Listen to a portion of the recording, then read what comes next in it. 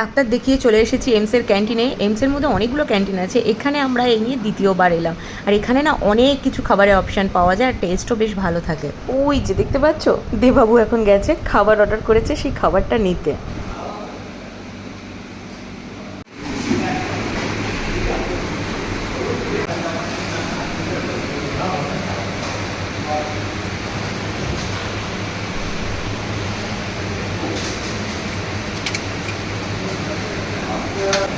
দেবাবুর আচ্ছা আওয়াজ হচ্ছে, খুব ফ্যান ফ্যান চলছে।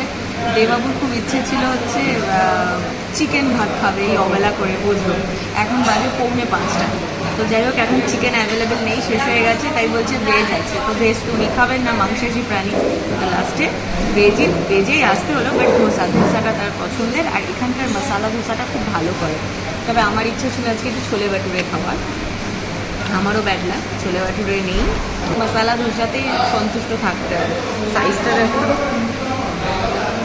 তবে আগের বার এসে এখানে আমি পুরো ধোসা খেয়ে শেষ করতে পারিনি, তোমাকে খেতে হয়েছিল। আজকে দেখি কতটা কি খেতে পারি।